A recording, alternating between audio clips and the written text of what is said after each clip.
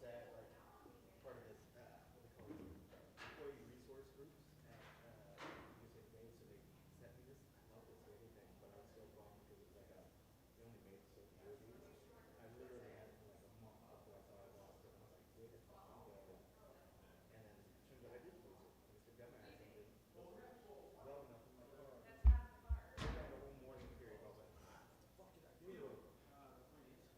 So I left here, went up to the front security. I was like, I know when you guys took it. It's been so long, I don't have to apologize for it. It was so long ago. Remember they had that, here it was. Kim wants that was up here. Jared. Alright guys, got Jared Gordon for you.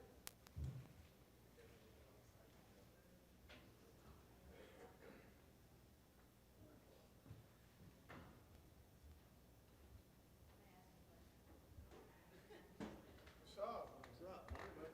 Whoa, that's a lot of water. Whoa, water. What's going on? I'm Jared Gordon. Yeah. It's good.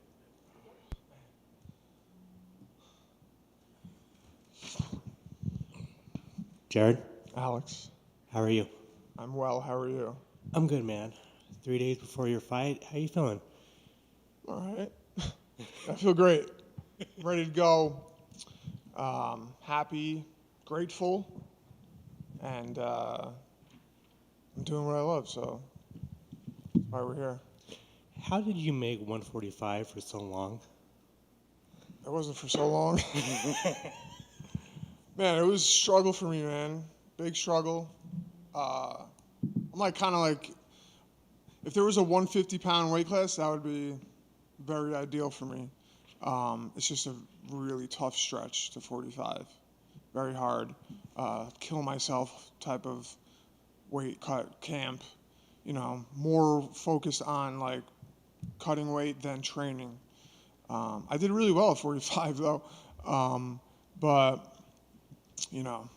I screwed up that opportunity down there, and I think now that I'm a little older also, it's probably better for my health to be at 55. One question about Patty, because you know who's coming. I guess how is it dealing with his fans first, I guess, since December, and then, now with him saying that he wants a rematch because he was injured in the fight, like, what were your thoughts on that? His fans are my fans now. Every now and then there's always someone that's like, you're Patty's son, something like that. But like, if you look at his page, people send me like screenshots of the comments on his page, and it says like 30-27 Gordon, 30, nonstop, Gordon's son, this, I don't know, that's like a thing, I guess. But I would say like 99% of the world or MMA fans think I won that fight, and I gained a lot of fans, man. People from Liverpool and London constantly message me, oh, you beat Patty, you got to fight him again. So it might have, with that decision, really the only thing that I missed out on was the other half of my check, which sucked, but like I'm not like, struggling for money. So I think it might have been a positive thing for me the way it turned out. What were the emotions like after that fight? It was a big fight. You were the first guy to beat Patty in the UFC. You lost your paycheck. Like, what were the emotions like after that fight? Yeah, it really sucked. I was super upset. I went back to the hotel room. I was kicking shit and throwing shit. I was cursing at my friends and family. And then, over the next couple of days, I started to see, that it was a good thing. And, it propelled me as a person and as, a personality within the industry. So, it was, a lot of it was positive, and now I'm going into a fight which is a forward fight. So I believe the UFC figured that, I did a good enough job to get a fight that's higher up, When you got the name Bobby Green, what was your reaction to it? I was like, oh shit, he's fucking good. Excuse my language. Man, he's veteran, man, you know, and he's really good. He's beat a lot of really good guys. He's got great boxing. He's got great underrated wrestling, great takedown defense. He knows how to get up underneath people, and you know, it's going to be a puzzle for me. I think besides like Diego Ferreira and Charles Oliveira, this is my toughest fight to date. Definitely tougher than Patty, but that's why I'm here, right? To fight the best guys and to climb the ranks. So, you know, with everything that I've gone through, like I think this is just, and where I stand in my career and where Bobby stands, I think it's like perfect fight for me right now. On paper, it's a very fun fight. You know, I know you said that you wanted to show off more of your boxing. Like, do you know, and obviously Bobby Green loves to stand there and bang. Like, are we going to see a banging fight? I think there's going to be a lot of striking involved. I don't necessarily think I'm going to sit there and try to like, you know, get into my Philly shell boxing stance and try to outbox Bobby, who's clearly very good at that. But I just got to mix it up, man. But that means striking, you know, everything, my whole arsenal. So I've been working on it very hard, and you know I have the tools to get the job done. So. And finally, for me, just I want to know how's recreational behavioral health going? Yeah, Recreate Behavioral Health Network. That's a treatment center that I'm partnered with. You know, we help people on a daily basis. And if anyone needs help, like DM me. And I'm not just, you know, trying to get you into rehab. Like I'll talk to you just to talk to you, see how you're doing, you know. And I always tell people, listen, like you have to, you know, if Recreate's not a fit for you, I'm always here to talk to, or go to a meeting. Like do what you got to do every day. It's not just about you know, treatment is not the only way to get sober. So, you know, I'm always here to speak to for anyone that is struggling with anything. You know, I tried killing myself. You know, I was an addict, obviously, all sorts of other problems. So hit me up. I'm here to talk to. Thanks, Alex. Going back to the sort of the big one in the Instagram comments and everything, before your first fight with Paddy, it was kind of a nice enough little dynamic between you, and then recently you posted a video from the hospital where that seems to have changed, and he looks a little bit annoyed at you.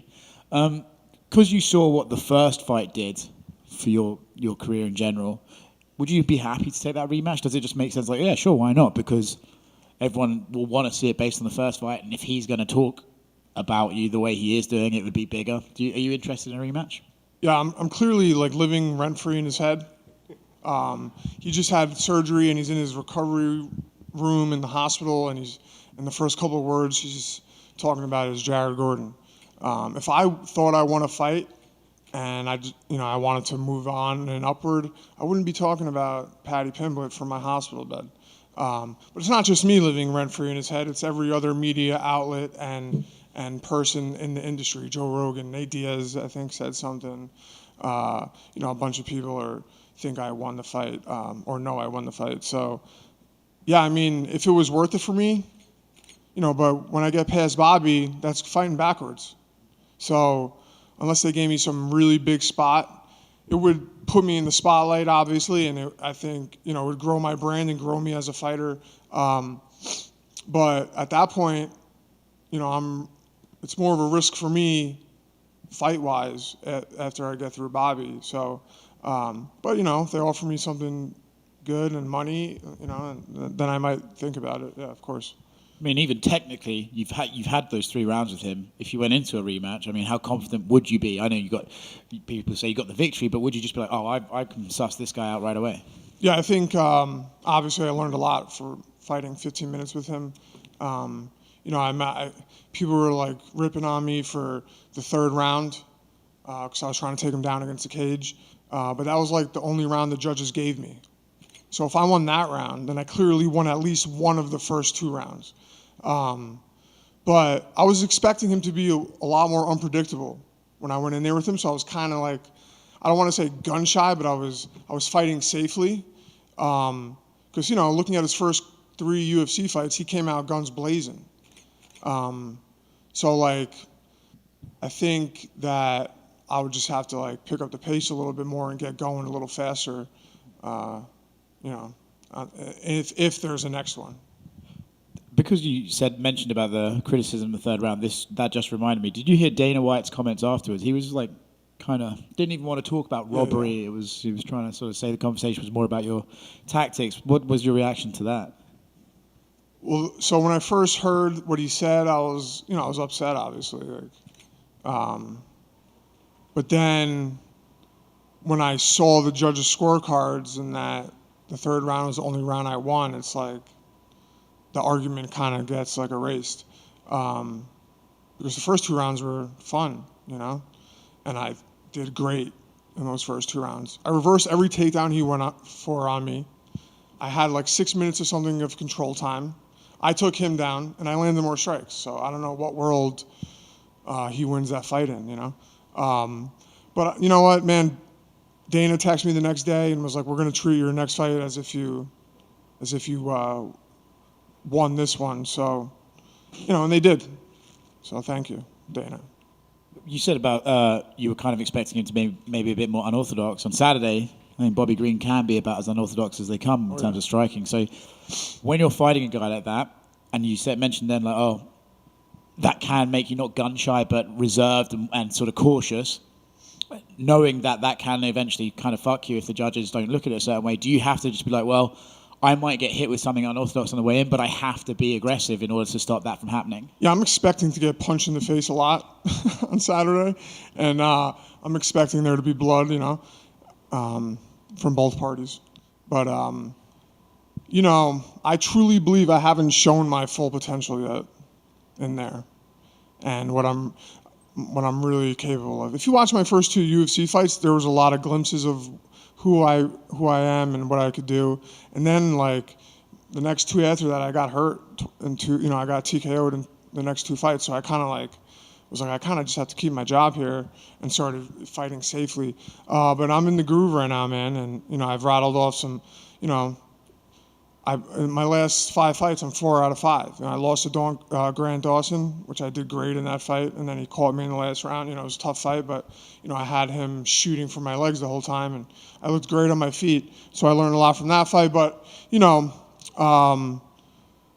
fights, you just there's moments in training and moments in fights where you're like, all right, I'm in the zone, And I just have to get into that zone and get going fast with Bobby. Like, I can't let him catch a rhythm. So, but yeah, I'm expecting to show the world who Jared Gordon is. Hey, Jared. Hi, Amy. I just have one for you. It might be a little weird question, but that's my specialty, by the way. Okay. Would you have rather gotten the win but not received all of the respect and all of the support? Or do you prefer that you lost the fight, but now you see kind of how the community views you? So yeah, I've thought about this. If I won that fight, the narrative would get switched. Oh, you beat a bum, or that fight sucked. Whatever. How the fans, they're so fickle. So the only thing that would have been better would be getting better about winning would be getting the second half of my check. But I'm not relying on fighting for money. So. I think it's turned out better than winning would have been. You mentioned that Dana said that he's going to treat it like you won. Did he give you any kind of backstage bonus or anything? I got something. It wasn't like my full paycheck, but what I think he meant more was that we'll treat your next fight as if you won, so like a forward fight, yeah. Thanks, guys.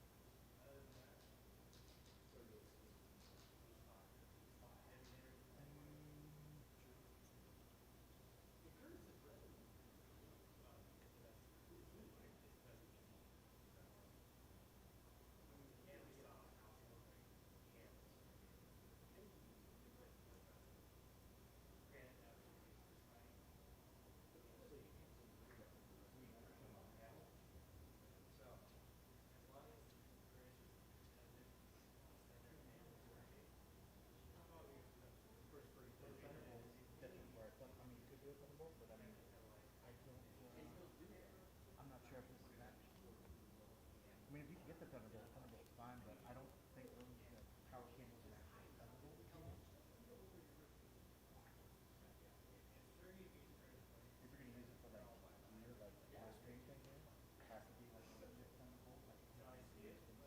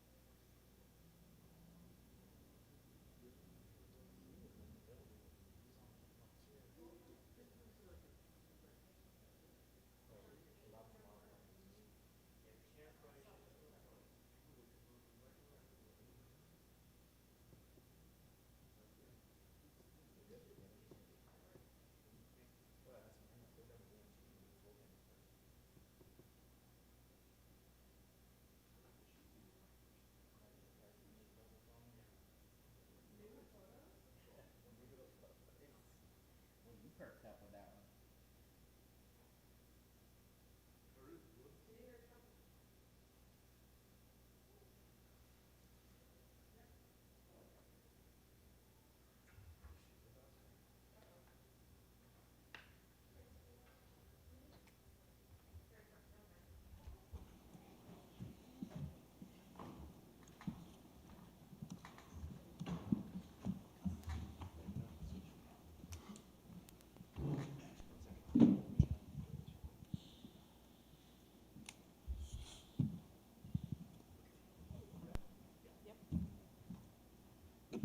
So, Curtis, another fight back at the Apex. You starting to get bored of this venue, or are we okay with it?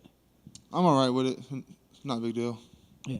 With this fight, right, it's kind of a weird one where you kind of know exactly what you're going to get. A guy who's going to stand there and try and hit you really, really hard. Does that make it easier to train for because you know what style you're dealing with, or harder to train for because you can't really replicate that in sparring?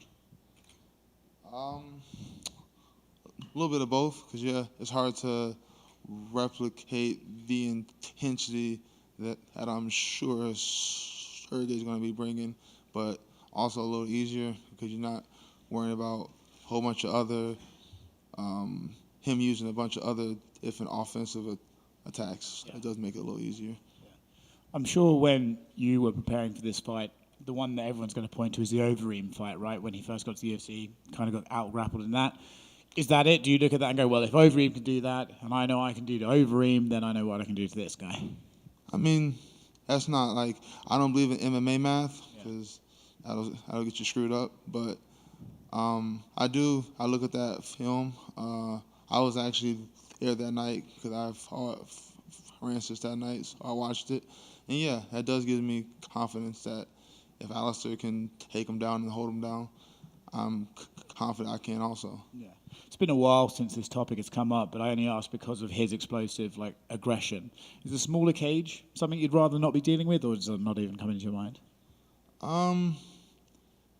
The smaller cage, it does allow for a lot more engagement, but if I'm using my footwork the way I know I can and using my high-lows, I don't believe it's going to be an issue. Do you think his recent success is coming because he's fighting stylistically guys who will stand in front of him and just be there to be hit, if you know what I mean? A little bit. I think, his past opponents, they've been pretty much stationary, and I'm the opposite. Don't like to be stationary. I like to always be moving, presenting multiple targets, and I think, his past opponents did the exact opposite and played into the brawling game he wants. Once again, I feel like every time you're right there, something happens in the heavyweight division where someone else comes in and then the fight gets, and you're just sort of pushed back and told to fight again. It looks like John and Stipe will probably happen in November now, which is a while away. And then John seems to sort of be saying, well, if I win that, I'm gone. Does it kind of annoy you that you're like, well, I don't know what I'm working towards yet? No. I know what I'm working towards. I win, I'll wait. I'll wait for a title shot. I don't care who it is. If it's John, if it's Stipe, if they bring in Brock Lesnar, I'll wait. It's funny, right? For years, John's always, they're always looking for the next guy who's going to challenge John, and Cyril was this big, fast mover that what might give him fits, and then he came in and did what he did to Cyril. But now I feel like in that conversation, your name's the one that's coming up, oh, well, he hasn't fought, a younger, more explosive wrestler. Do you believe you have the style to give John the problem? Yes, I do. I mean, the wrestling I present, it's a problem. And if you don't think so, then you don't really understand MMA. The ability for me to take the fight from on the feet to the ground when I want to puts more mental pressure on my opponents. They have to think about it. Even if I don't actually shoot, it's an option, and it's something for you to think about. And I use that, and I think I can use that against John. What's your relationship like with him, if you even have one? I don't really have one. I mean, last year I was asked about a potential matchup between him and Stipe, and it was a smaller interview, and I gave my answer. I was like, I picked Stipe because he's shown me he's had multiple 5-round heavyweight fights, and I haven't seen that of John. And I guess John's seen that, and he kind of popped off on me on Twitter, but that's about it. That's the only engagement. Last one for me. I know this isn't necessarily something that you particularly care about a lot, but right, if he beats Stipe and then you and him apparently have, well, he has a little bit of a weird animosity towards you, that fight would be massive. And then for you to have this opportunity to be the one to beat John Jones, is it a bit frustrating that he might potentially not do that and just retire? No, I mean, I'm not in this for glory. A lot of, that's not what wakes me up and gets me working out in the morning. I'm here for money, and I know if I have the belt, I get more money. So whoever I have to fight to get the belt, I really don't care who it is. It would help, obviously, if it was John, 'cause that helps my legacy, but it's not the end-all, be-all for me. Well, if it's about money, if you beat John, you'd be the champion. They'd give him a rematch, and then you'd have the Champions Clause for the rematch. Yeah, there's more money. It would definitely help, but even if it's not John, that's still a lot of money. Hey, Curtis. What were your thoughts on John Jones versus Cyril Gane? Like, did you think it would go as easy as it was, or like, you know? No, I mean, I knew that he had the option to take him down whenever he wanted to. It was just a question of whether or not he had ego. If he had ego, he would have tried to stand and like knock him out on the feet. He didn't have ego. He went for the takedown immediately and was able to get the guillotine. I'm not really shocked because we had already seen Cyril Gane didn't know how to wrestle. I don't think he ever. A lot of guys in the UFC come in and they have their skill. This is what I'm good at, and that skill is what got him here, and they don't really add on. I think he's one of those guys. He believes in his hands. He's like, I don't have to wrestle. So I don't think he's ever going to know how to wrestle. So. Is that something like, you know, with Cyril Gane, obviously, you know, if he's not going to learn to wrestle, he's going to be in big trouble in the heavyweight division, obviously. But like, do you think it was part of that? Do you think like the lights and everything got to him, or do you think it was just he does not know how to wrestle? I don't think it was the lights. He had an interim title fight, right? So yeah, I don't think it was the lights. I think he doesn't know how to wrestle. Like when he got in that position, he didn't fight the hands. That's the first thing you do is fight the hands. He didn't, so you knew right there he doesn't know what he's doing. Have you been impressed with Sergey's run so far? You know, with him knocking out Derek and knocking out Ty and all, like, or do you think it's been a perfect matchup for him, or these guys don't want to stand up in with him and that's what he does? I mean, it is impressive regardless of the matchups. Every time you step in the octagon at heavyweight, you could lose. It's not really a skill-based division. It's just who hits first. So for him to rack up the wins, impressive. And also I think it does help that he's been fighting against guys who, like I said earlier, they're stationary. They don't move, and they're willing to bang with him. And then finally, former opponent Francis Ngannou obviously left the UFC. Do you think, you know, there was a lot of, you know, questions about him leaving, but it's kind of cooled down by now. Like, do you think it was a mistake for him to leave? No, I do believe he will. He only needs to have one fight where he earns like $5 million for it to be a win for him, and that can happen between now and the next 4 years. I believe it'll happen. So I don't think it was a mistake. Awesome. Thanks, man. Curtis, thanks for taking the time. You're back here in Vegas, you know, similar surroundings. How was your training camp? Did you get to use the PI? Did you have any new sparring partners to replicate your opponent? No, I've had the same camps for the past 6 years. I believe in the philosophy, if it's not broke, don't fix it.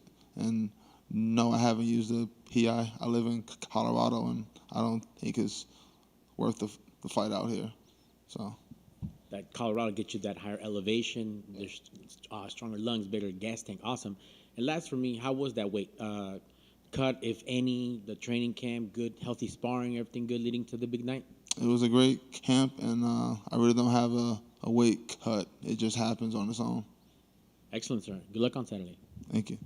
Hey, Curtis. Your opponent already served as a backup fighter for John Jones and Cyril. Would you serve as a backup fight for Stipe and John? Would that be something you'd be interested in? Yeah, why not? That's an easy, yeah. Were you a little upset that they didn't ask you for that last one, or did they ask you? No, I wasn't asked, and no, I wasn't upset. Thank you.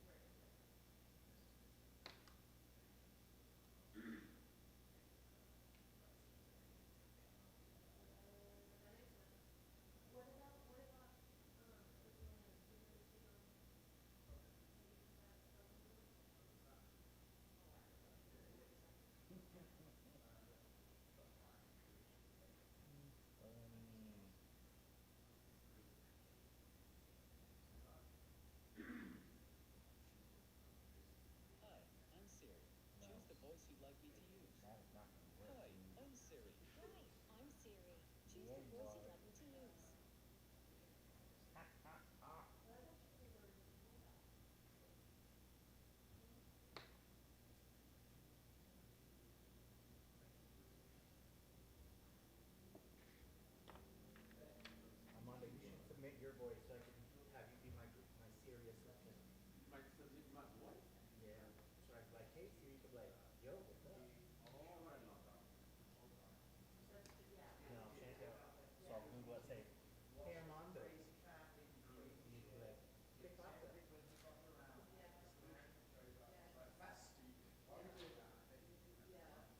think you'd be the best little Google assistant.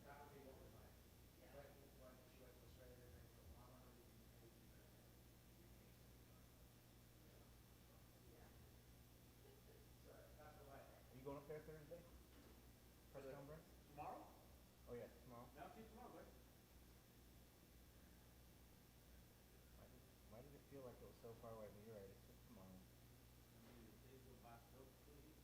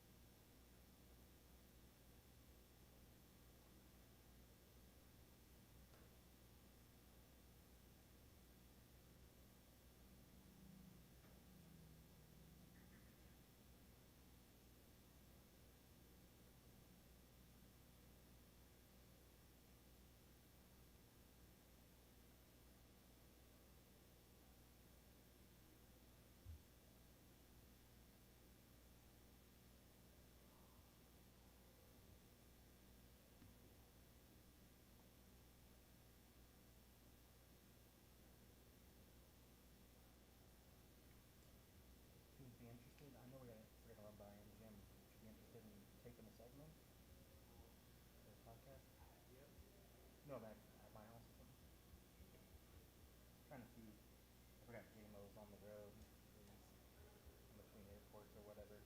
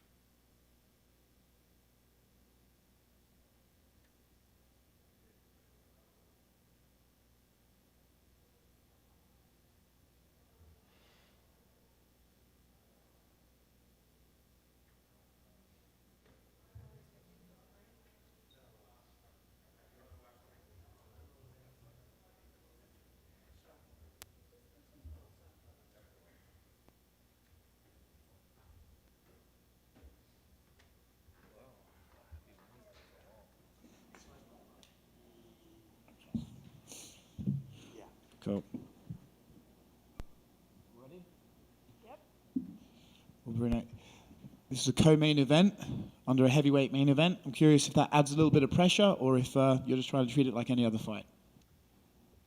O co-main dessa noite e logo abaixo de peso pesado, isso dá mais pressão ou para você é uma luta como qualquer outra?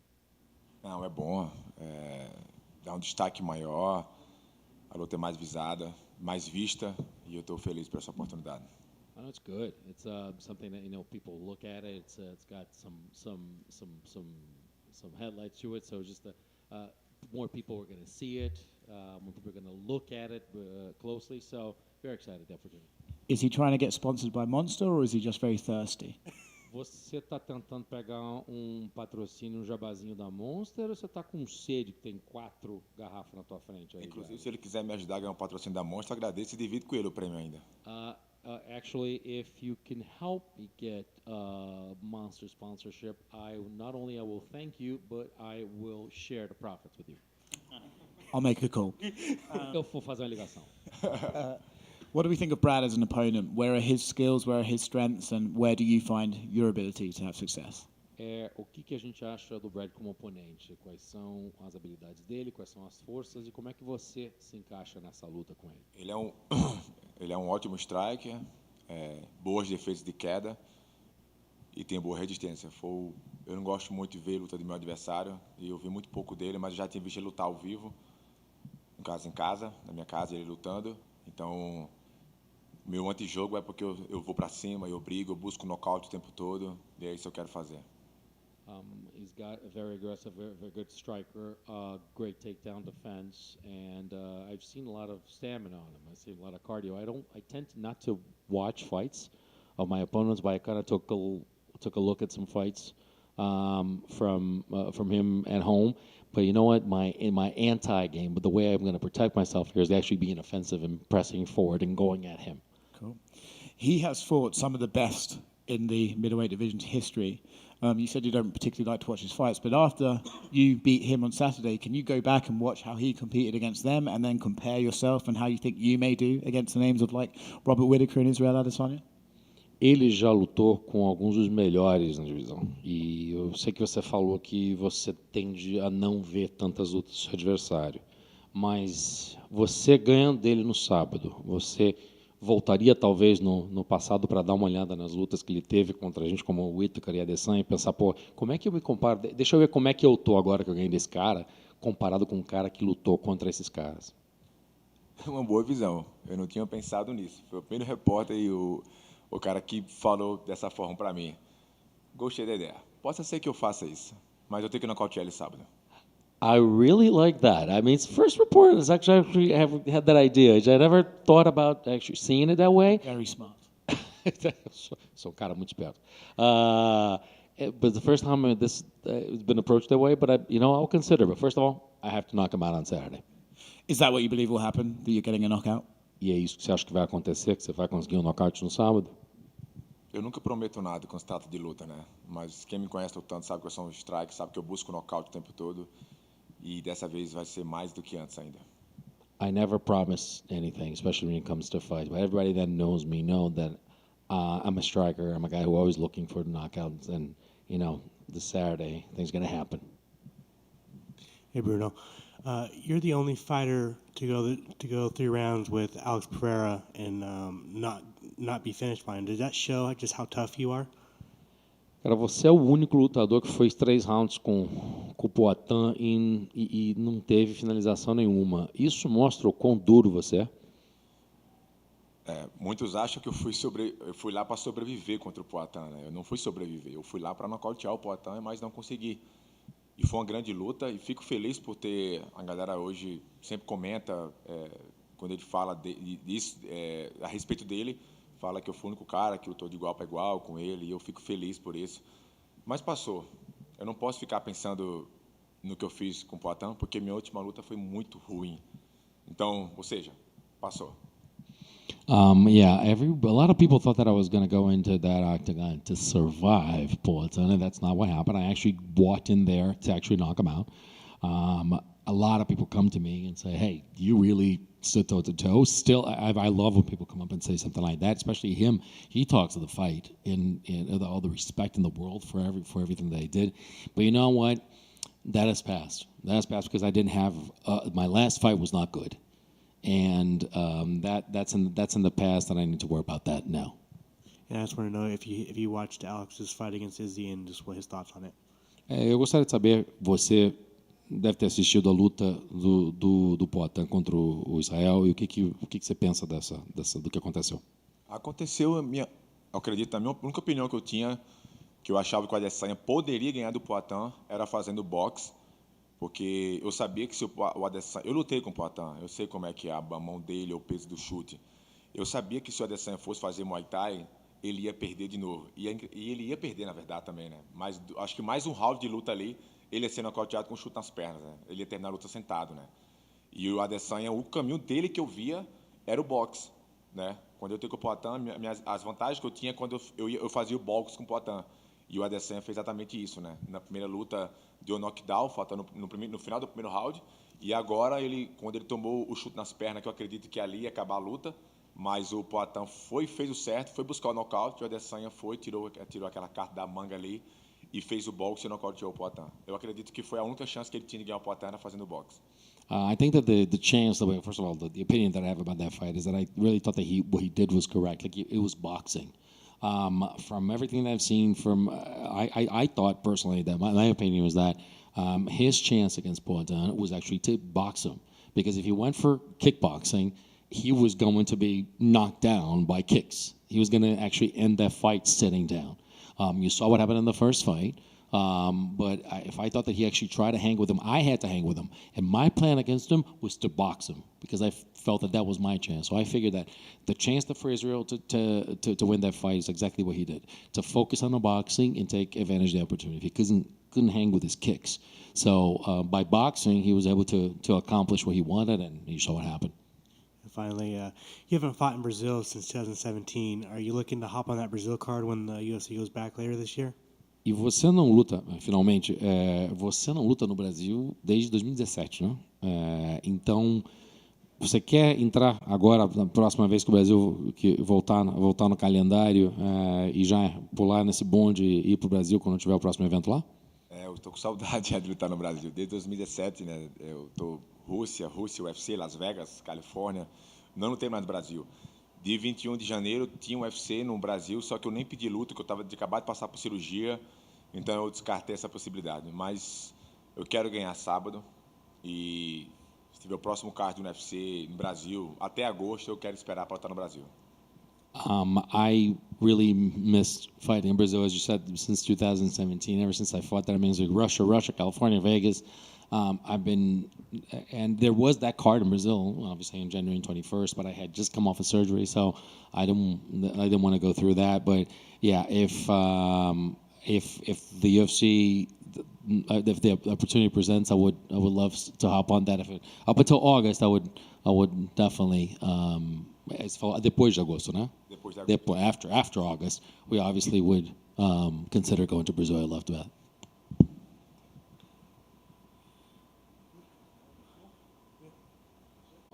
É isso aí.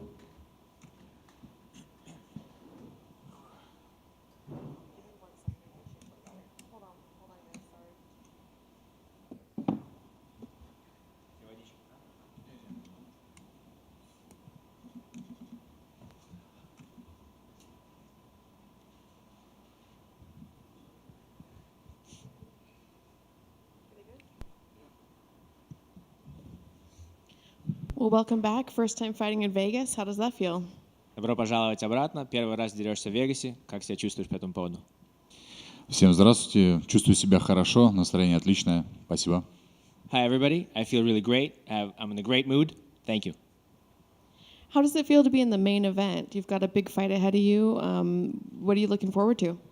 Какие ощущения по главному событию? Ты в главном событии. У тебя очень сложный бой перед тобой. Что ты думаешь по этому поводу? Ощущения самые хорошие. Наконец-то будет постер, на котором я есть. Давно хотел себе постер. Так, все отлично. Чувствую себя хорошо. Я готов к бою. Feeling great about it. Finally, we'll get a poster with my face on it. I've been dreaming about a poster for a long time, and other than that, I'm ready for the fight. I'm excited. I'm looking forward to it. What did you think of the poster design? Как тебе постер вообще понравился? Да, постер отличный. Супер. Yeah, great poster. Super. What did you think about your opponent when you were given the name? Когда тебе дали имя Blaydes, что ты об этом подумал? Ну, мы прекрасно понимали, что ребята, которые выше меня, любого из них могут дать. Поэтому, в принципе, нормально встретил эту новость. We understood that they were going to give me somebody who's top rank ahead of me, so the news were good for me. I understood that, and I was ready for it. You know, everybody's talking about this fight's going to be the next one to fight for the title. But it's a little bit up in the air about who's going to have that title, what's going to happen up there. What's your thoughts on that? What about what's going on with Stipe and John Jones? Понятно, что это бой на элиминатор. Скорее всего, тот человек, который победит, будет биться за титул, но не очень понятно, что с титулом происходит в данный момент. Как ты думаешь, какие у тебя мысли насчет того, что происходит с Джонсом и с Стипе вообще в данный момент? Ну, на данный момент я об этом не думаю. Я думаю только о предстоящем бою. I don't really think ahead of it at this moment. Right now, I'm thinking and concentrating only on the fight ahead of me. What sort of fight are you predicting from him? Какие у тебя, что ты можешь предсказать насчет этого боя? Чего ты ожидаешь от него?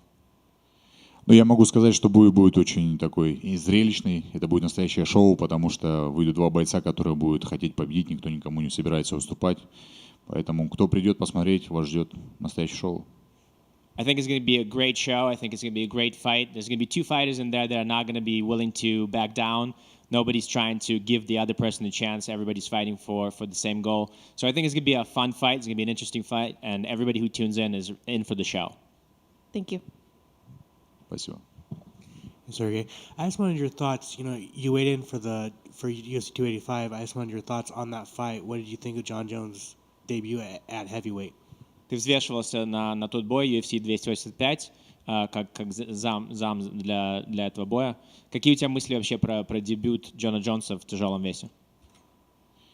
Ну, дебют, как можно сказать, как нельзя лучше, потому что человек не выступал столько лет и выиграл очень серьезного оппонента, поэтому серьезное заявление.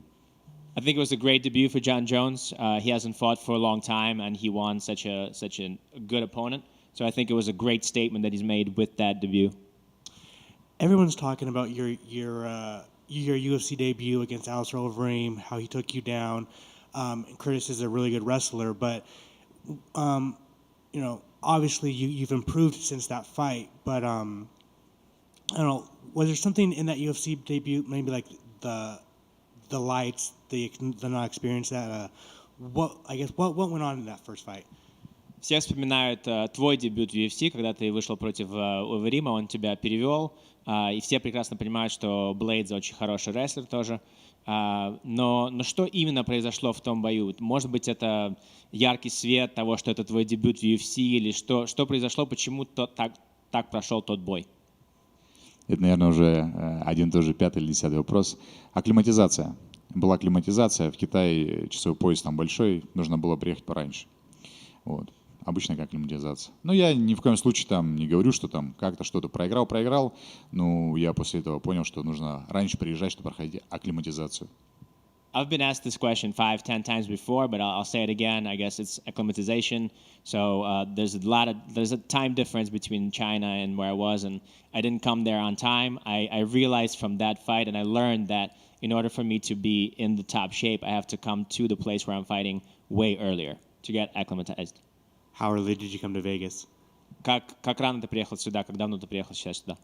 Сюда приехал за 2 недели. I got here 2 weeks ahead of time.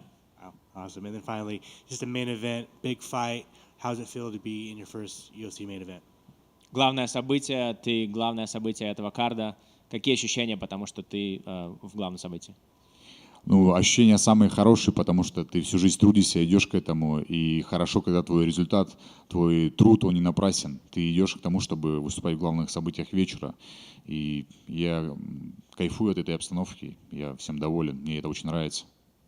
Great feeling because this is what we work for. This is what you work for your entire life. You go into the fact that you're going to be one day in the lights of the main event. This is what you're working for. That means that everything that I've done up to now has paid off. So I feel great about this. I don't feel pressure. I feel like this is what's supposed to be happening.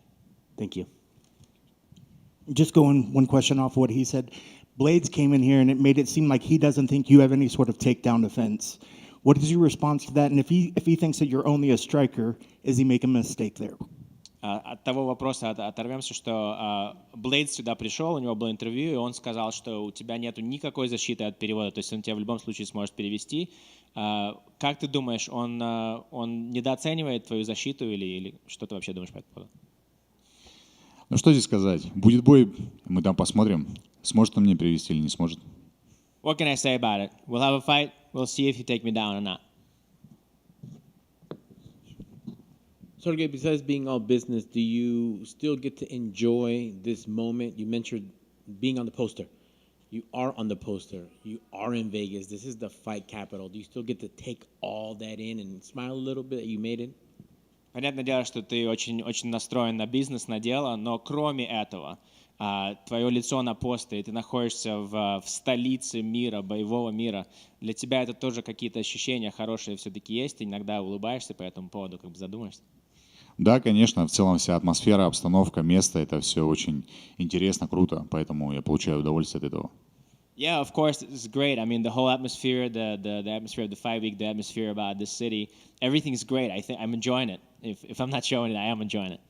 Excellent. And last for me, you're here at the Apex, nice small venue. You can hear the coaches. You'll really hear the crowd. Would you have wanted it to be at T-Mobile Arena for the big lights and all that, or are you good with this? You know, just the way that just is going to be handled business on Saturday here in this smaller venue. Ну и последний вопрос насчет того, что мы на маленькой арене, мы в Эйпексе, ты будешь слышать своих угловых и так далее, ты будешь все слышать, нету особо зрителей, не так много. Хотелось бы тебе, чтобы для тебя это главное событие состоялось в большом T-Mobile арене, с большим залом, с кучей народу, или тебя устраивает, что такой бой пройдет в таком месте? Конечно, хочется драться, чтобы были зрители, чтобы обстановка, вот это, как в Колизее, как сражались гладиаторы. Это очень такая приятная обстановка, ты заряжаешься этим всем. Of course, it would have been great if it was, a huge arena with lots of spectators, just like in the Coliseum back in the day when the gladiators used to fight in the Coliseum and they get charged by, the roar of the crowd. It's the same way for us, but it is what it is. Thank you, sir, and best luck on Saturday. Thank you. Hey, Sergey, right here. There was a video of you that went pretty viral online. Everybody was talking about your hand speed. You were shadowboxing under a pier. I just wanted to get a little bit of background on that video, like where was it, and did you expect it to do the numbers that it did when you had filmed it? Такое вирусное видео прошло по интернету, где ты просто бой с тенью, когда у тебя очень быстрая скорость рук. Можешь чуть-чуть объяснить это видео, где это было, как произошло, и ожидали ты, что оно станет таким вирусным? Да это ж монтаж. It was all edited together. Oh.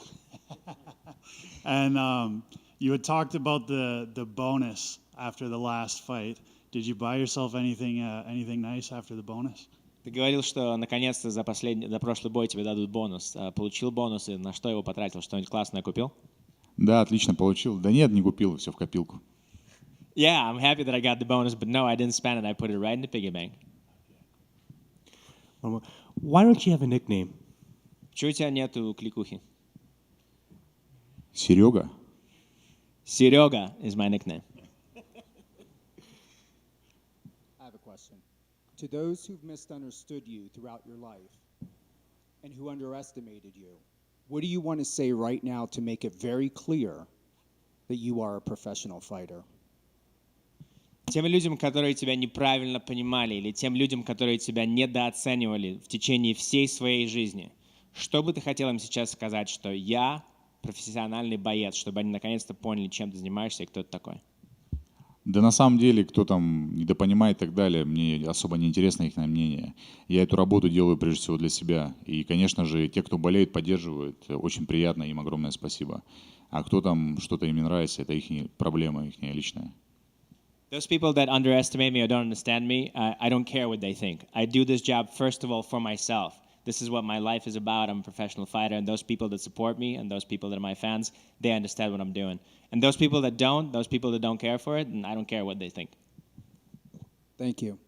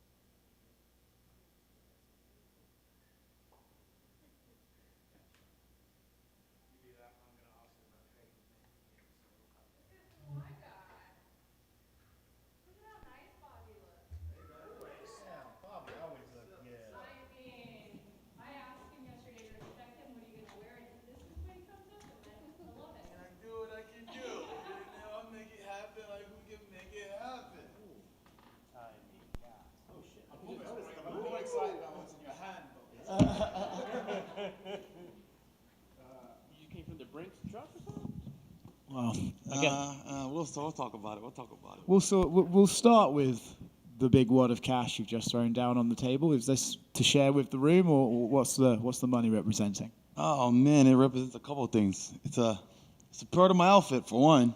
Okay. Two, it's not really much. It's only 60,000. Not much. Cash isn't, and they say cash is trash, so it's not really anything. But for me, it's a motivation.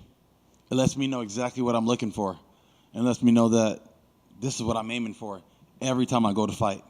One of these, and I want to start taking where I think I got like 8, 9 of these where I'm gonna start putting them in my photos. What is it? A shadow box? Yeah. Put your shorts in a little stack and put them all around my house.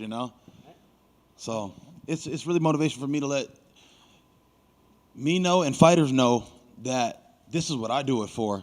You guys be trying to just get the W. I'm trying to get more than that. I'm trying to show an impact, I'm impacting. You guys are doing it like just to get by. Nuh-uh. My shit's going to be timeless. They're going to say, I got the fight of the night. I got the fight of the month. I'm going to keep it going, and I think it's number 9 for me. I lost count, but just keep them coming, And so I think a lot of fighters lose sight of what it is we're doing. I'm trying to build a catalog of fights that you can go, man, I love watching this guy's fights. You got a catalog of fucking just dope-ass shit, I love it. I believe this is the last time we as the media will be talking to Bobby Green. And next time out, it'll be just King. Man, y'all got that. I didn't even know. Yeah, like people thought I was going to retire. I'm not retiring. I'm retiring Bobby Green. I was going to do this a couple years ago, but I was fighting child cases, with my baby mamas and stuff. They all want to take me for child support, even though I support my kids, but sometimes it get like that with women. It is what it is. I was just trying to do something different, rebrand myself, let everybody know that what I'm doing here is like, why not?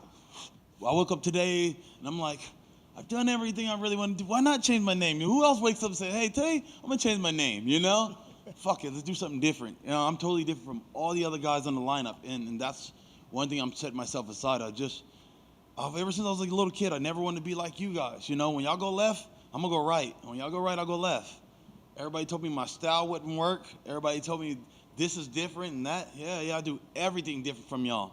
Yeah. Have you spoke to Bruce Buffer about how he's going to announce King? I mean, that might be a challenge for him. That is going to be weird, you know what I mean? That is going to be weird. I'm going to see it myself, but he's a talented gentleman, and I know he'll take care of it. Yeah. What do we think of Jared Gordon? His performance against Paddy Pimblett is the one that got most people talking. I don't know if you saw that fight. People think he won. And he told us earlier that the UFC were going to treat him like he won, and that's why he's fighting you, an opponent ahead of him. What do you think of his style? Obviously, it's nowhere near the same as yours, but what do you think of him as a fighter? Tough kid, tough kid. He doesn't go in there and fight. We've been crossing paths for so many different fights where I'm like, I can't look at him like, he might be coming down my way, Hey, I've been talking to my coach, and I'm like, Sam, I don't know. I see him coming somewhere on my way. But then he went down to 45, so I was like, all right, I'll let it go. But then he came back up, so God brought us together, and we're crossing paths now. Do you think he got robbed in the Paddy fight? I do. But again, it goes back to my point. About this, is you're winning a great fight, and then all of a sudden he took the 3rd round to go, I'm going to just hug and hold and just be safe and just win that way. Nuh-uh. See, I'm trying to get these. I'm trying to keep these coming. And if you're doing that, it's not going to happen that way. And a lot of fighters make those decisions where I feel like the industry's getting watered down, where all of a sudden we get these guys. Before we had killers that went in and tried to fight and do this certain thing. All of a sudden now these guys want to be like, they want to be like more wrestler-based and more, it's just safe, and it's not like a fight anymore. It's like a match.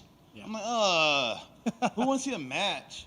I want to bring it where I still keep that classic look where you're like, oh, God, these guys are fighting. This came to be a fight where it's Nate is my homie. He's one person like, nah, bro, this is a fucking fight. Your squad against my squad, what's up? And we not cool till after the fight, We ain't got to shake hands. We ain't got to be cool or nothing until after fight. If you want to be cool, if not, fuck it, we can keep this shit going and we'll fight in the background. You know what I mean? We'll fight when we see each other again. It's a me versus you, my family versus your family. Yeah, I was going to ask about Nate because I saw you post on Instagram that you guys are hanging out again. Are you going to be helping him out for the Jake Paul fight? How excited are you for that one, and what do you think he's going to look like out there? Yeah, we're going to do our thing. I went down there and trained with him for a few weeks. Dope guy, dope. And with the whole Jake Paul fight stuff, like, everyone believes that because Jake is bigger, that he's going to have the advantage with the size. Jake got one tool. He going to duck his head like this and do this. Amateur-ass boxing, And it takes more than that, It takes more than that. So all we got to do is worry about a stupid right hand. When it comes to boxing, he really don't got that boxing like that. And as the rounds go later, it go more and more in our favor, And another thing you guys don't realize is Nate can hit, I've been winning some rounds with him. Next, pow! I'm like, oh, shit. How it goes sometimes. Look how when he hit Leon, had him on skates. So y'all don't really understand his power, too. The kid's got power. Wait till you let him put that size on. He's going to have some power, too. And I don't know. I think we might sleep Jake, be honest. Yeah, a lot's made of like Nate's actual boxing ability, right? Because MMA is a bit different. You got to work on different ranges and stuff. But everyone says, well, if you watch Nate just spar boxing, he's actually really, really good. I mean, Andre Ward's giving him props and everything. You've seen him in the gym. What's he like with just his hands? That's a great thing to bring up. Is I feel like for MMA, like a lot of times they got dropped sometimes in their fights. But what they do is they'll go like this, and this works in boxing. That works for boxing where I can shield up and the big glove will protect more. And the MMA, they slide through, they still get around. And so I think that their style is even better for boxing, And so he'll do way better. I don't think Jay's getting past 6 rounds. I bet at round 6, he goes down. Put that money on it. I'll put my money on it. Hey, Bobby.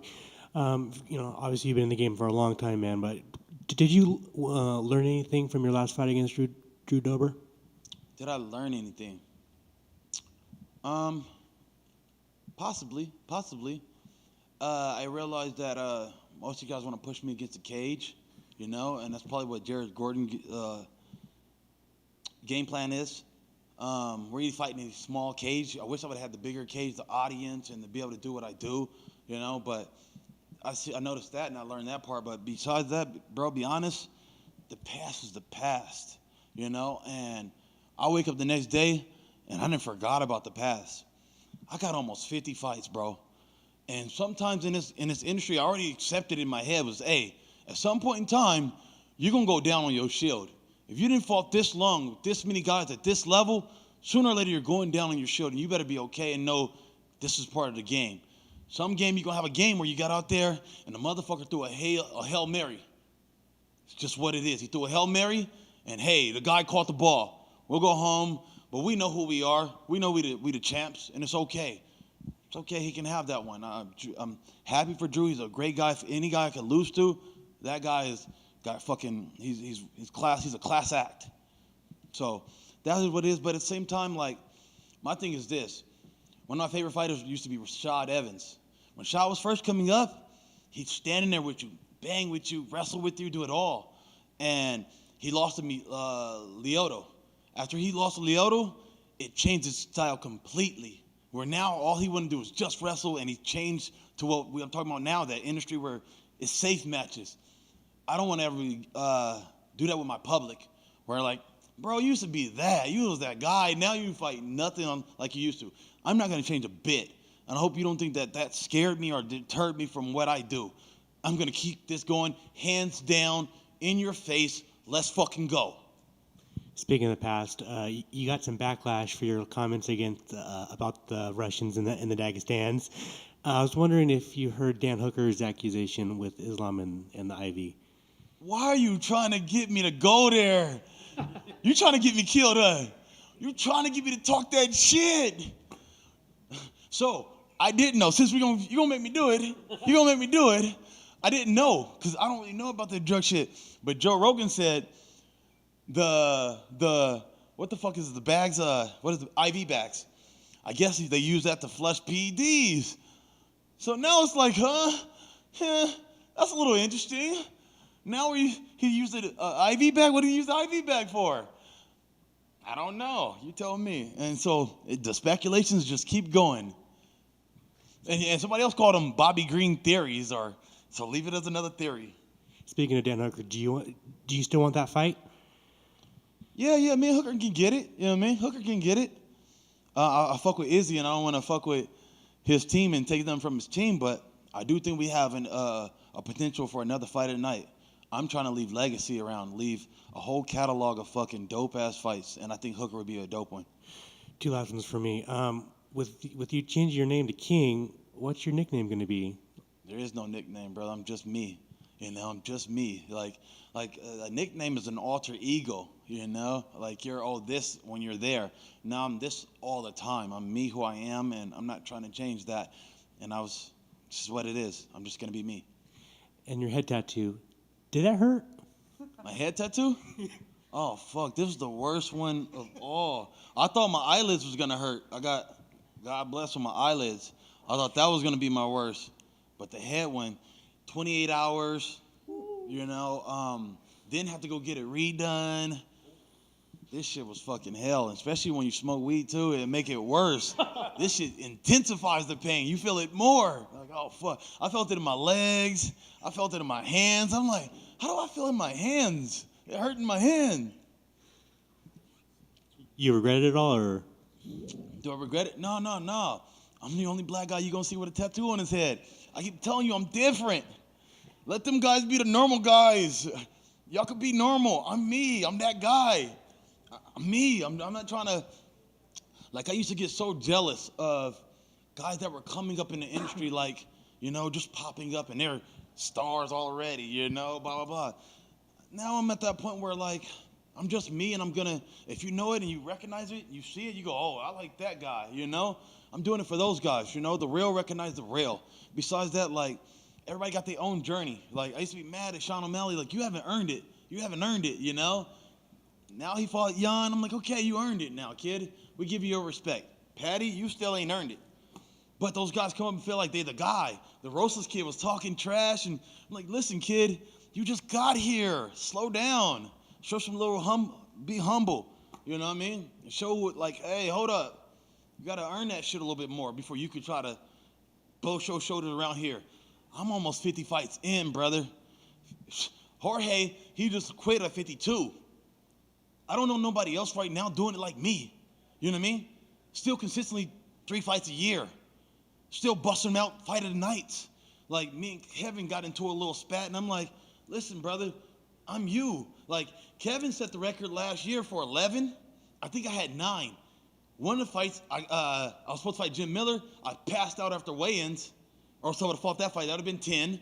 And I had the stupid USADA bullshit with DHEA from fucking Walmart. I didn't know you could get some shit from Walmart that'll get you banned. Not even behind the counter shit, you know?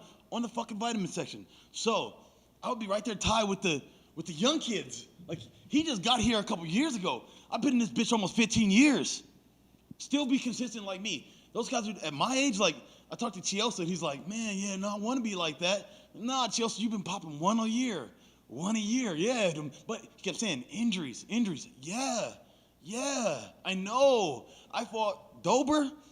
My hand, I got cleared the week before the fight. Literally the week before the fight. I didn't know how it was going to hold up. I didn't know how I was going to be, but I knew I was going in there to fight. That's all I knew. And I had to run just more southpaw because this hand was busted, so I had to bust him up with this one more, and I had to keep this one a little bit behind, you know? I couldn't hit exactly how I want to hit, and it is what it is. I still take chances. No matter what, the opportunity comes, I'm going to take it. Thanks, Bobby.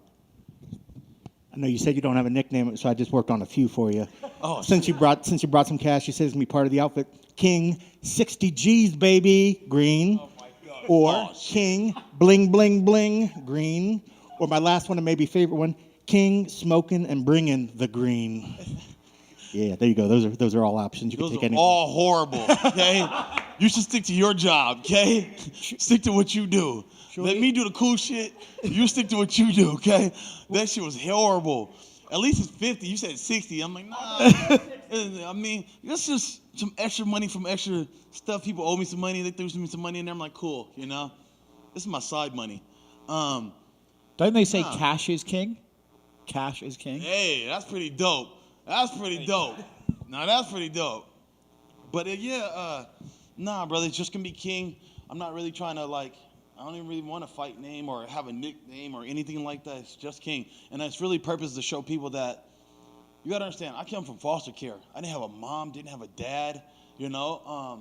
Been in 50 different homes. I was homeless for a second, you know. Sleeping on different people's couches and blah, blah, blah. And I was just wanting to show people that you can go from being homeless, being a peasant, to being a king, you know. And I don't want to be cocky like, oh, you're the king, you're the king. Not the king. I'm a king, you know. I'm a king. I built this shit myself off of hard work because all of us go through some things, you know. And we all think like, oh, poor me. Like, oh, my life was hard. Yeah, well, somebody else had a hard life too. Suck that shit up and you can do it. And so I'm trying to be that light for someone else to go, hey, I could do it, you know? Bobby Green did it, and he had it pretty fucking bad. If he could do it, I could do it. That's a good mic drop in right there. Let me try one. Money Green. Money Green. Since you got the green last name. Yeah, I was just about to say that. I was just about to say that. He didn't put king in there at all. It's like, maybe he forgot his king. I'll put the king when we need to. But Bobby, you've always been you're an MMA original, a UFC original. I haven't seen the drip as much before. What was the turning point to where you really wanted to not just vocally express it, but with your style, with your art? You gotta understand, I'm a poor kid from San Bernardino. I try to impact the kids like me. And to be honest, when I was a kid, I was looking at the rap videos. I look at the rappers like, man, those guys look cool, you know? Those guys is dope. You know, I want to have the stack of cash and be rapping and be having girls all in the back and then they got the chains, you know? I see kids now and they go, hey, are you a rapper? You know, I'm like, nah. I punch people for money. You could be like me, you know? And they're like, what? You know? And so it's just another way from being from the hood. You know, this is what we do. This is where we from and this is what they respect. Because I could be like, let's just, I don't know, coming in. I can be a regular kid just wearing regular stuff and have money in the bank. But that doesn't make that person, like, they go, well, where's your stuff? Like, where we're from. They're looking at you like, they look at you and go, well, it don't add up. So where I'm from, the look is the look, you know? To us, this is a medallion, you know? I never needed a title. This is my medallion through the hood. You know what I mean? I'm wearing this through the streets, and niggas like, hey, he that nigga. Yeah, and that's what's more important to me than any title. When I can run through my streets and people know, hey, that's that nigga. And it's just more so like that's how we look at it from the streets. It's like, man, if I wore a title around, I'd be like, oh, what is that guy doing, you know? What is that guy doing running around with that stupid belt around him, you know? But when you look like this, they go, some kid go, man, can I be like you? Hey, wait, what do you do? Come over here to the gym. Come to the gym. I'll teach you how to do this, you know? I'll teach you how to do this shit. I know how to do all this shit. Teach you how to wrestle. I'll teach you how to do some jits. I'll teach you how to box and everything. Come on, let's do this. We can get this money together. Excellent. Thank you, sir. Good luck on Appreciate Saturday. Hey, let's go. King, I got a question. I grew up in foster care as well in New Jersey, so I can relate. What I've noticed about you and what I like about you is you know how to spot the most peculiar imperfections, even in the most beautiful of masterpieces. Have you spotted the imperfections in your upcoming opponent? Interesting. That's a beautiful comment, bro. I appreciate that. In life, we have to enjoy everything you get, you know? That's what foster care taught me, and especially fighting taught me that too. It's like, man, when you got to cut weight and you got to starve yourself, you can enjoy food. You enjoy every drink of water you get, you know? It's a blessing. Now when it comes to the fight, I enjoy every moment of it, and it's an audible to me, you know? You gotta let me know when you're taking a picture, you know what I mean? But yeah. Enjoying every moment, you know, and exposing the weaknesses, like, that all comes through Like, I can see things on the video screen and see the videos of other fighters he fought, but that doesn't mean I'm gonna fight that way, and that doesn't mean he's gonna fight me that way. I'm a guy that sees it on the moment, on the fly. I like to call it like a quarterback. I'm in there and I'm like, like what the game plan may have been, oh, we're gonna wrestle this kid, we're gonna do like this, but I might call it all the way, coach. You know, like there's been times where we actually argue, me and Sam. He'll be telling me, hey, fucking move, get out of there, you know? I don't want you in the pocket like that. I'm like, coach, I got it. Ping, ping, ping. No, I got it, coach. Ping, ping, ping. No, he's ping, ping, ping. We come back to the quarters like, I need you to move your feet more. I'm like, coach, no, he's getting tired. I got it, watch. You know? And sometimes it pays off, and sometimes he's fucking right. And we go back and we go, man, you were fucking right. I need to move my feet more. You were right, coach. Thank you. All good? Hey. Appreciate you guys. Thank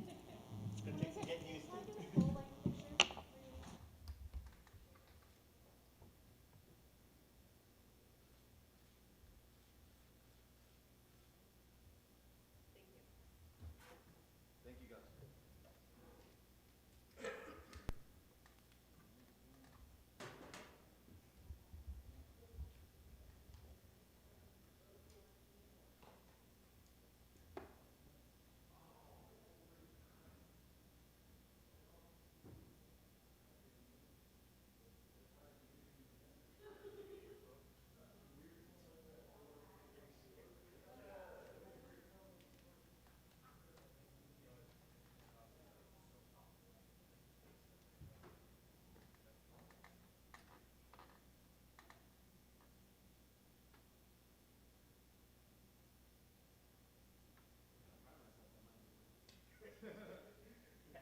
Mine were pretty bad.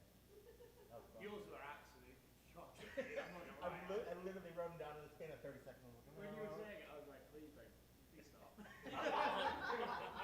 could have kept going. You should have. What? You're giving us my people again. Yeah, I was my lord. Well, the 75% of me, that's why I appreciate it. I put Cassius King one on that. Yes, I would like that Cassius King ring. But he doesn't want anything else. He doesn't want green. He just wants pink. Like Madonna. I think he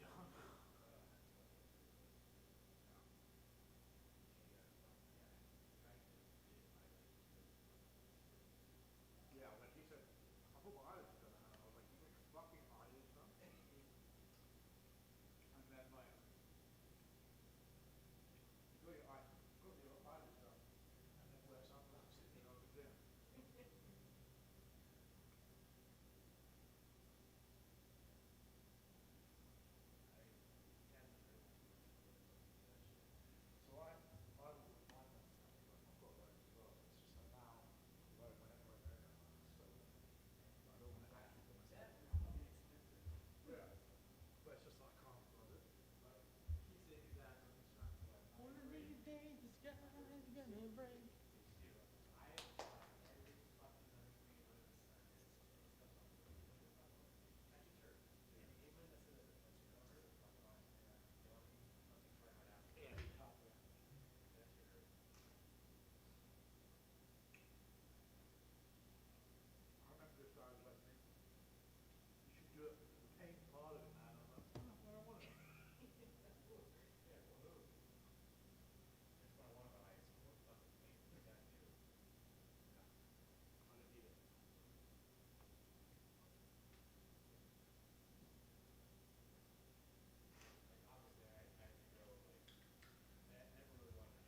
you cut that?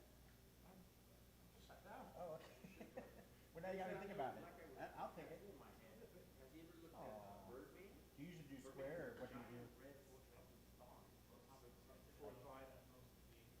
1080 or 1080 by 1920? I don't know what 45 is.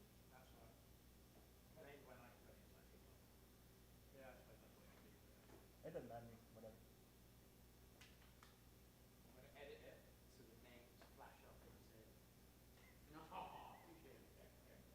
That would be funny.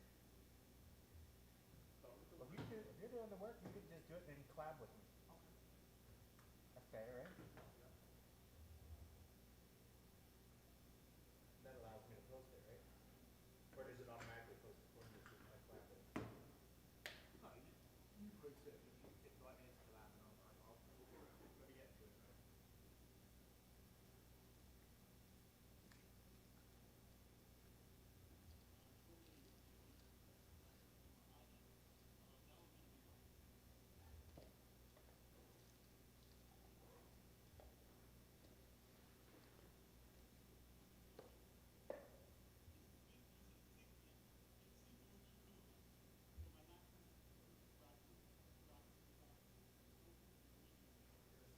So bad, I thought he was saying my name, but he kept saying Ken. I thought he was saying Ken. I was like, oh, I remember my name. I was like, oh, no, he didn't. Alex, Oscar, Kenny. Well, that's dude. Brad's about to walk you through it. Why would you lean on Brad like that? I'm not leaning on Brad, I'm leaning on myself. You don't like local guys, no? No, no, no. Some against Vegas people? Is it extreme couture? What is it, man? Yeah.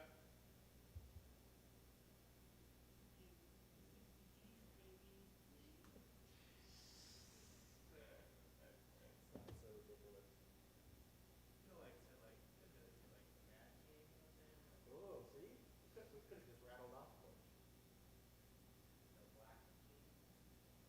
So is he trying to, so did I, so you're just trying to go by king, not even in green? That's true. So is he just trying to go by king? Yeah, his name legally will be King. Just King. Like Prince or Madonna. I thought it was Bobby King. I thought he was just getting rid of Bobby and just going King Green. No, he's just King.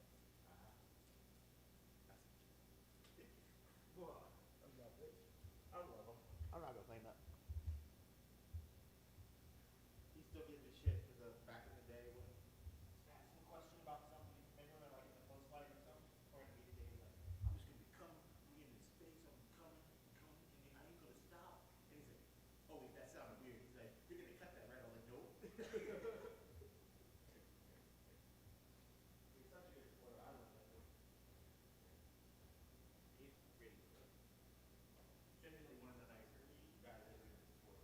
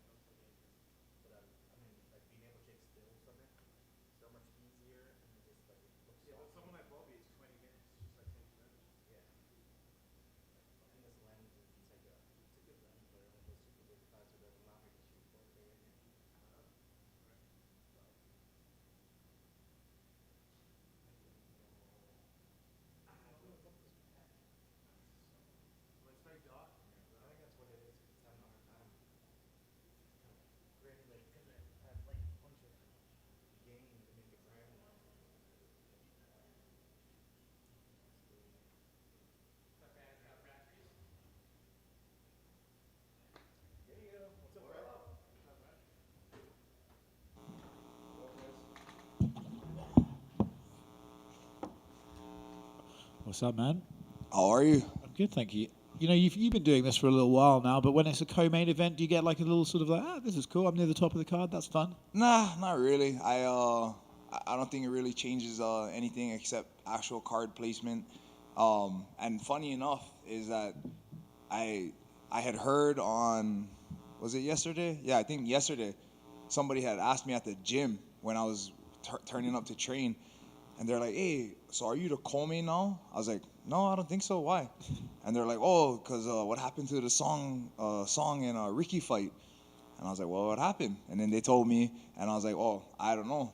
And you know what's funny is nobody on the UFC side has confirmed to me like, hey, you're the co-main now. But then I did an interview last night, and they brought it up. They're like, oh, so you're the co-main now, yada, yada, you know. And I was like, I guess I am. It's funny, right? Because I think maybe the media put almost more emphasis on that. I mean, if the main event's a bit different, right? Yeah, no, main event definitely different. You know, you're headlining the card. You get a little extra money for that main event bonus, I guess. So, yeah. The rest of it, like get it done early and then get out. Yeah, 100%. You know, so for me, it's just I'm fighting, I don't know, maybe 30 minutes later now. It doesn't really change for me. It's not like they're going to go put our face on the poster now or anything like that. So nothing changes. What do you think of the fight itself? What do you think of Bruno, his skills, and sort of his journey through the UFC and how you match up with him? I've not seen a lot of his journey. I've watched the last few of his fights, and what I know most of him, and I think what notably stands out for everybody is he's the only guy in the UFC, you know, to go the distance with Pereira. And that was one of the first fights I watched. The first time I watched it actually was with Sean when we were cutting weight last summer. He fought Pereira and I fought Dreykus, and we were watching that fight. So that was actually the first time that I really seen Bruno. And obviously I went back and watched his fights now. But yeah, very, very tough guy, talented guy. No slouch. And that just goes to show, you know, like he took someone like Pereira was trying to take his head off, and he just took those shots. So, you know, like I know that's a tough guy right there. It's kind of funny that Pereira is like this guy who's just known to be so dangerous. It's like you last the distance, you're like, man, you're tough. But I mean, he surely is. So with that in mind, when you hit him with a great shot, do you have to say to yourself like, hey, he might still be there. Don't freak out if he is. Just keep working, keep working. I know that dude is tough. It's gonna take a lot to get him out of there, and I think I can get him out of there, but I'm not gonna like you said, it won't be a surprise to me if I land something clean and flush and dude is just still standing there. I'll be like, all right. Yeah. So with that in mind, is it almost like, I don't know if you're a big visualization guy, but do you like even think of the fight, or do you think like, hey, I can't even imagine knocking him out because if I don't and then he's still there, then that would like bug me, or do you just not think about it? Not at all. I am a big visualization guy. I'll run it through, and more so like I feel like sometimes people get a little too focused and keyed in on one specific thing. I'll go through the fight, and kind of play it out in my head a little bit, but never like specifically like, okay, in round 1 at 235, I'm going to hit him with this and he's going to sway to the left and then I'm going to hit him with that and that's when he's going to fall. And I'm, never that specific. More so just I know what I need to do, I know what he brings, and I know what I need to do to beat him. And at the end of it, I just make sure, I'm standing there with my hands raised. Nice, man. Well, I mean, with that said, do you have a prediction on how it's going to go, or you just think we'll get in there, but I'm getting the W? Yeah, 100% I'm getting the W. I don't have a prediction for you, but I know I'm going to beat this guy. Hey, Brad. What's up, man? How disappointed were you that you didn't get to fight in January, going into enemy territory to fight RoboCop? I was...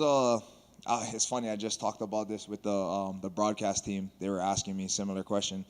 Yeah, it was the whole thing leading up to it and everything surrounding it. Yeah, it was frustrating. You know, you're in camp for all this time. You put in all the work, and you get almost there, and then something unfortunate happens, and then it doesn't come through. And I was hoping that Gregor and I would just get rescheduled, but, I get it. It's also he also trained very hard for the fight.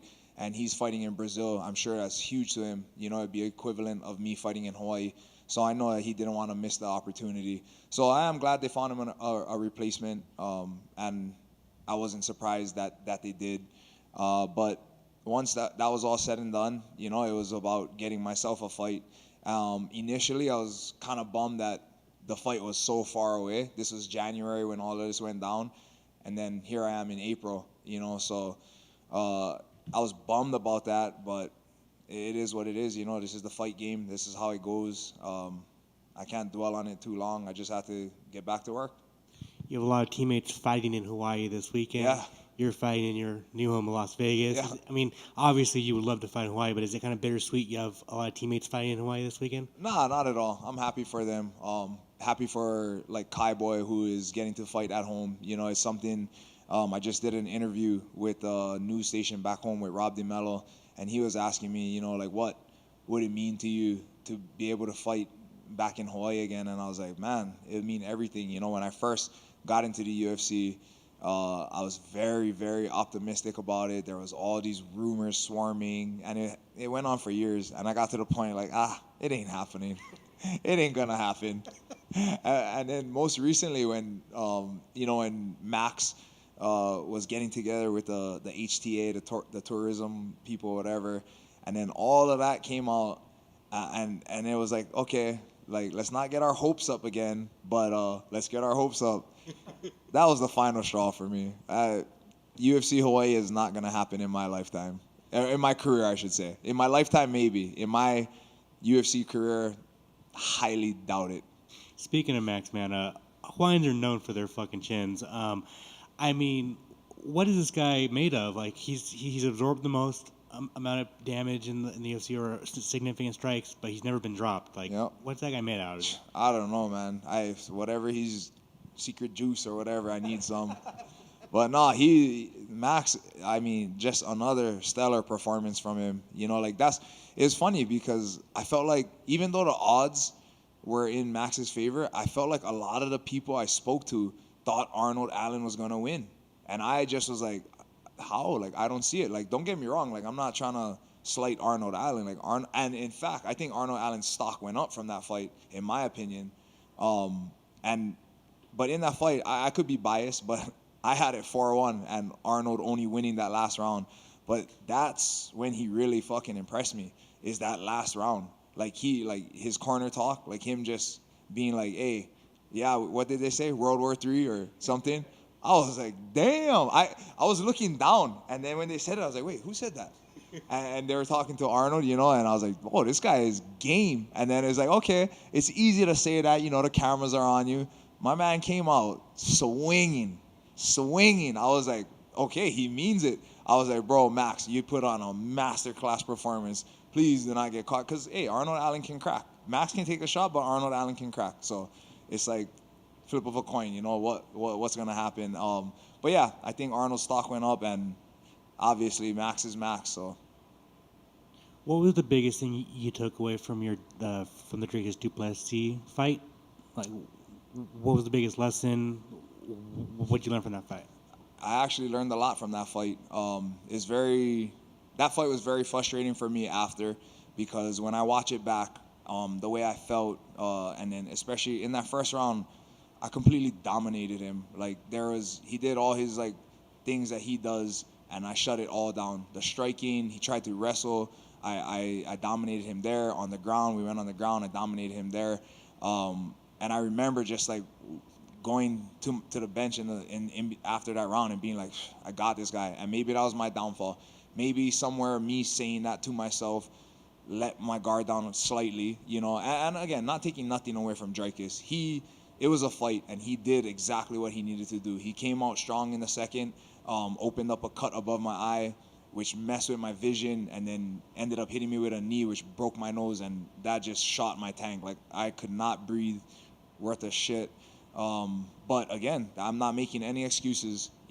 That's a fight, and that's what a fighter does, and he did that. So that night, he was the better man, but I really did learn that, okay, like, I really got to be, I always tell myself, Ray always tells me, sharp and smart, bell to bell, but I really, you know, I really got to stay on it. Had I just fought him the rest of the fight the way I did in that first round, he doesn't even touch me, you know? So, yeah, it was a great learning experience for myself. From the outside perspective, it's kind of weird because usually you're the one with the gas tank. You're the one that always comes up late, and he's the one that kind of gases, but it was completely Yeah. switched. The weird thing is that dude looks like he's gassing, but whatever it is, I don't know if he's just become accustomed to it, but he'll step on it. And it sucked for me because Eric and Red are calling for things and like, okay, we got like more forward pressure or this and that. And like, I'm really trying, but I'm like, dude, now that like my breathing is so affected from the blood and all of that, the not being able to breathe through my nose and just constantly breathing out of my mouth, like not, and and that's not really how I breathe in training and in anything. So that really messed me up. And then finally, some of your thoughts on Israel Adesanya beating Alex Pereira. What were your thoughts on that fight? Oh man, what a fight! Like, so in the not the third fight, in the first fight, in their third meeting, but in the first fight, I was really rooting for Izzy. I was rooting for him, and I was happy for Pereira when he did win. But then after that fight, I'm like, okay, he's beat him 3 times. No matter what Izzy does, like Izzy's winning the whole fight, like dominating the fight. Like I think he could have pulled guard and still won that fight, in that last round. But no matter what, this dude just finds a way to beat him. And Chris Curtis said it best. He's like, oh, it's like his boogeyman, and it really is. And so I was like, in this fourth fight, I was like, man, I'm rooting for Izzy, but I just think Pereira got his number. And then right before the finish, it looked like that's the way it was going to go. Started hitting him, caught him with that knee, started unloading on him, kind of like how he did in the first one.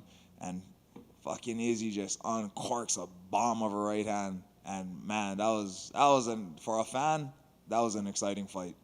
If you were the matchmaker right now, who would you give Izzy next? Obviously, you would give yourself, but like, but I mean, the division's kind of in a weird spot, right? Like Robert Whittaker's on, is the best guy in the division, but he's lost twice, right? So like, who would you give Izzy next? Yeah, it's kind of like the same situation with Volk and Max, right? Like, Max is that guy, but he's come up short all those times. So it's like, do we keep making the same fight? Are they secretly hoping Yair beats him so that now they can make another title fight, which Max and Yair already fought? So, but I don't know. I think that is hard because you would think like Whittaker is the guy that deserves it, but I guess from a business company standpoint, you want to make a fresh fight. And that's a fight that we've seen a few times, and Rob's just not been able to do it. But I think he deserves it. So, I mean, if I'm the matchmaker and the company man, maybe we look for fresh meat. I know Izzy's kind of calling for Dreykus, so maybe make that fight happen. But yeah, I think rightfully, Rob deserves it. You know what I'll do? I'll fucking let Sean fight him, just because I want to hear that press conference. I want to hear it. They need to do like a whole build up, like how they did Aldo and Connor. Man, like that would sell tickets. And then obviously Hamzat's coming up to the division, looking for him versus Paulo Costa's probably in the works. What do you think of Hamzat coming up to middleweight, right? He was so dominant at welterweight. He's had a couple fights at middleweight, but like, do you think the weights, it's going to be like a fair advantage with everyone? I think so. Like if you see Hamzat, he's actually a big dude. Like he's got some height on him, and if he was just to prepare for 85, I'm sure the size would be there. And he's had a few fights at 85 and done excellent as well.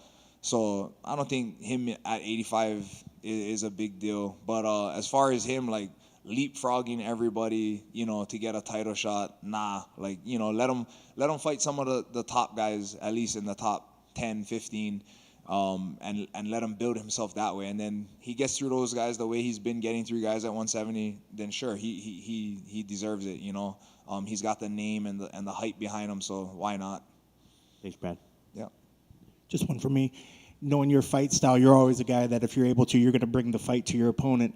You mentioned Arnold Allen. The corner told him go World War III. What is it that Eric and those cats tell you when they need you to really bring it? What gets you going? I mean, do they play off the Hawaiian heritage? What do they what do they say to you that you need to turn it on, last ditch effort?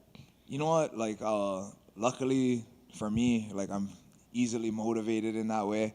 You know, I'm not the type of guy that is gonna sit down. Like if I lost rounds 1 and 2, like you see guys kind of look defeated, almost like how Leon Edwards in that first fight with, the second fight with Usman, when he won, how he kind of looked like he was on his chair, and his corner could tell. His corner could tell, like, you know, he's a bit mentally defeated, and they fucking had to spark his ass up to get out there and finish that fight and go after it. And look at how well that worked out for him, you know. So luckily for me, I feel like I'm not one of those guys, like if I'm getting my ass beat 1 and 2, I know in my head and in my heart, I need to go out there and do something spectacular. So it ain't gonna take a whole lot from Ray and Eric to, you know, they're not gonna have to push really hard to get that out of me. That being said, like you mentioned what happened for Leon and what worked for him, and everybody mentioned, like you said, that the 5th round looked best for Arnold. Do most fighters, or maybe just yourself, when you watch these fighters, whether they be younger or newer to the game, and you see these, you know, showing these big moments of heart and effort, do you as a veteran fighter still get inspiration from some of these and see other cats to want to push forward yourself? 100%. Just because somebody is newer doesn't mean that inspiration is a perfect word for that. You know, you cannot be inspired by them and what they bring in their heart. Like, I love seeing that, you know, like, I love seeing that. I think that's one of the greatest things, attributes a fighter can have is heart, you know, because that's something that you either have it or you don't. You cannot really train that. You can work really hard, but if your heart is not there at the end of the day, your heart is not there. You know, that's just not instilled in you. And Arnold Allen came out and showed that. And that, like, even though I'm rooting for Max, that got me fired up. I'm like, yeah, let's go. You know, like it got me hyped. Just what his corner had to say and his reaction to it, and then seeing him come out and do exactly what they asked him to do, you know. So he did what he needed to do, and obviously he came up short, but he still, like, he made a fan out of me. Thanks, man. Best of luck on Saturday. Thank you, guys.